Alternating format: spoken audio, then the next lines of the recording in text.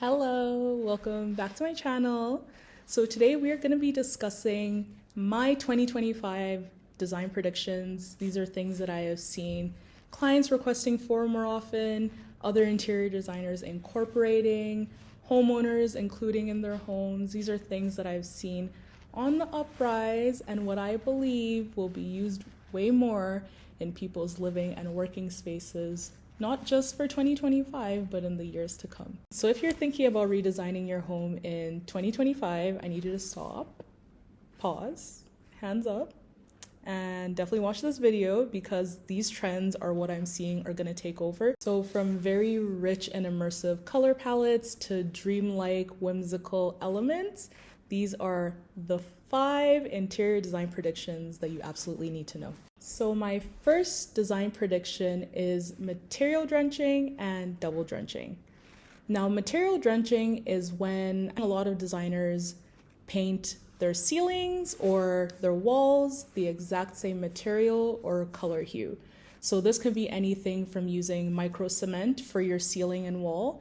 This can be using an ultra matte for your ceiling and wall.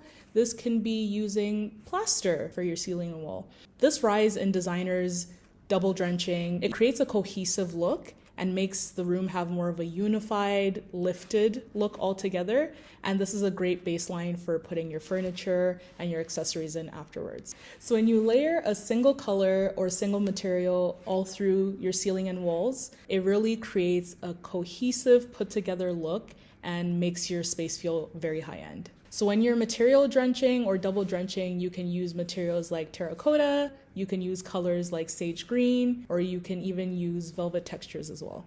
So this isn't just about painting your walls, this is about making sure that your walls, your ceilings, your furniture and accessories all work together to create an immersive experience.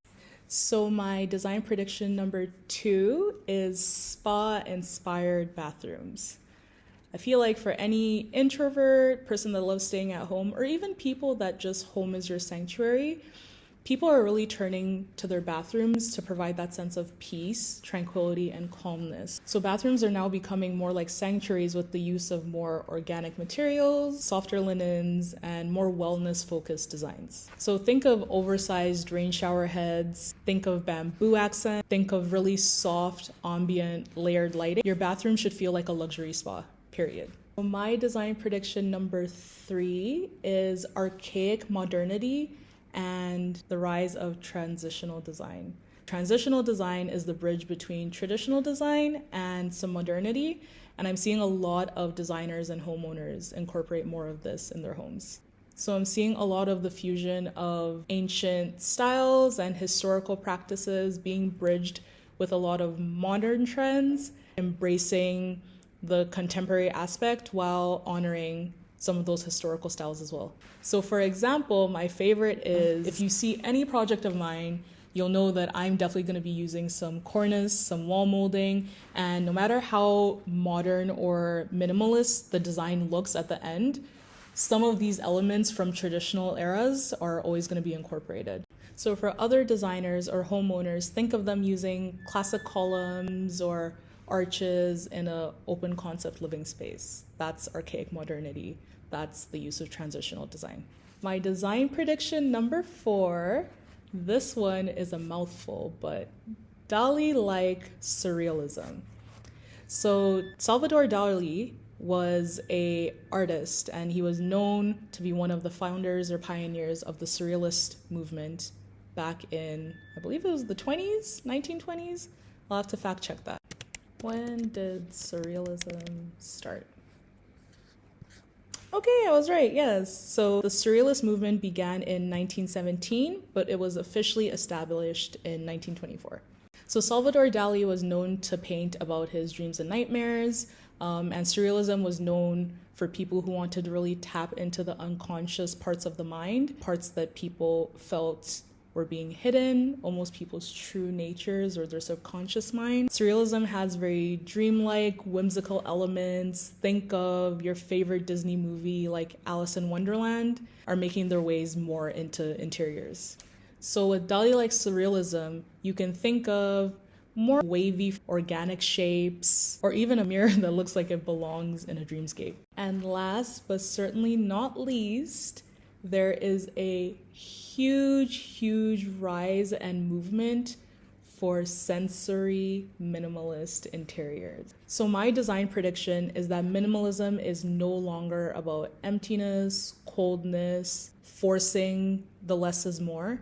Minimalism is becoming more about engaging all of your senses so that you can have an experiential design experience. And this is done in a very subtle but powerful and intentional way. So think of layered textures like matte plaster, soft linens, raw silks, and textured woods. Think of soft sculptural lights that really enhance and follow the natural flow of light. Think of the rise of the use of calming scents, diffusers, aromatherapy, jasmine, lavender, things that really calm people when they enter a space, almost that spa-like environment that we were talking about earlier. And finally, think of curated soundscapes.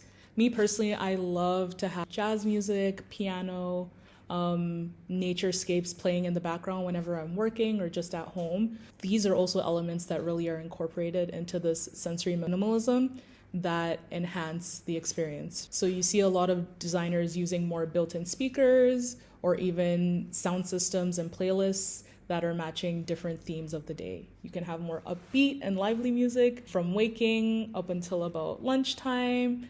And then as the day winds down, you're seeing more of those slow jazz, soft pianos playing. So with sensory minimalism, we're seeing that instead of designers and homeowners focusing solely on aesthetics, they're approaching more of an experiential and deeply felt design experience.